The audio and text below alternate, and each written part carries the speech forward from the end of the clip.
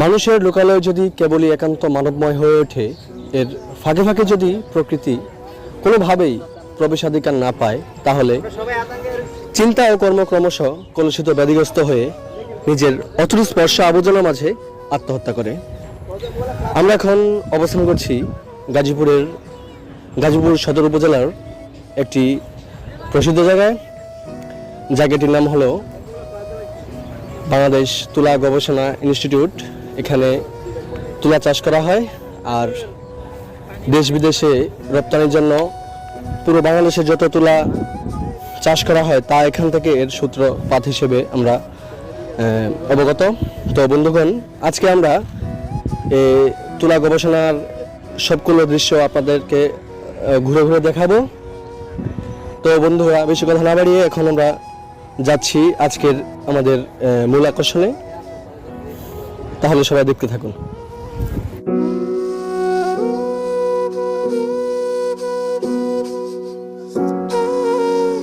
নামে এটি তুলা গবেষণা কেন্দ্র, কিন্তু কেউ কি কখনো গবেষণাগারে গিয়ে দেখেছেন কিভাবে তুলা রোপণ ও সংরক্ষণ করা হয়? হ্যাঁ দর্শক, আমিও আপনাদের মধ্যে একজন যে তুলা গবেষণা কেন্দ্রে এই প্রথম এসেছি, কিন্তু আমি এখানে এসে ভিন্ন অভিজ্ঞতার সম্মুখীন হলাম।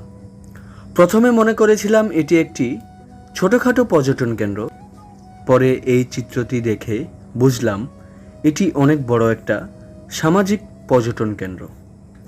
টিকটকার থেকে শুরু করে প্রায় সকল শ্রেণীর মানুষ এখানে এসে থাকে।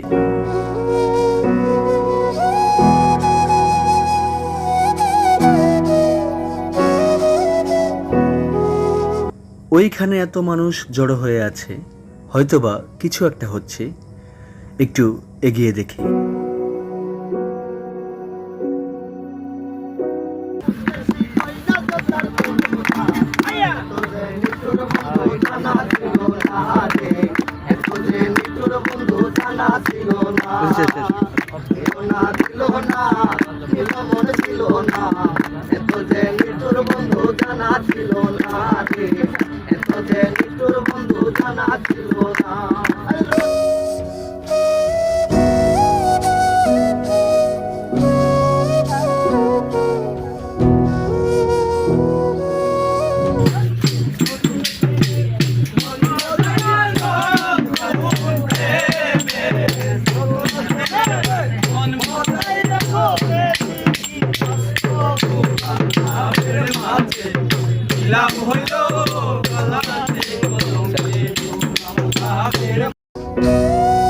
এটি হলো 150 একরের বাংলাদেশের দ্বিতীয় বৃহত্তর তুলা গবেষণা কেন্দ্র।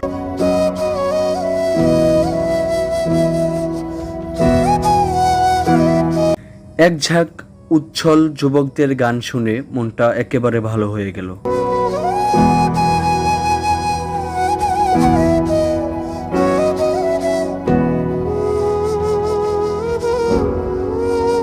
তুলার বীজ কেবল রোপণ করা হয়েছে, তাই তুলা গাছ দেখাতে ব্যর্থ হলাম। সেজন্য আমার ভালো লাগা প্রকৃতিগুলো নিজের মতো করে তুলে ধরলাম।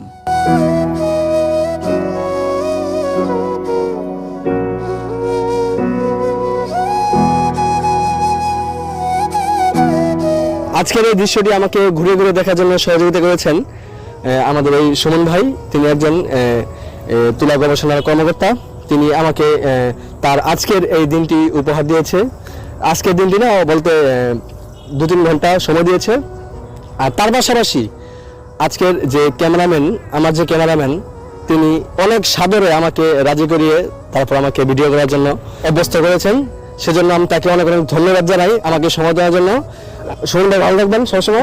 আপনাকে আমার পাশে এই সময় দেওয়ার জন্য অনেক অনেক ধন্যবাদ, এবং এই তুলা গবেষণা ইনস্টিটিউটে আপনাকে আসার জন্য আপনাকে অনেক ধন্যবাদ জানাচ্ছি। ঠিক আছে, ভবিষ্যতে আবার আসবেন। আচ্ছা আচ্ছা। তো বন্ধুগণ, আজকের এই ভিডিওটি সকলকে দেখার জন্য অনেক অনেক ধন্যবাদ। ইনশাআল্লাহ আবার আসবো আমি নতুন কোনো ভিডিও নিয়ে। সকলে অনেক অনেক ভালো থাকবেন। আল্লাহ হাফেজ।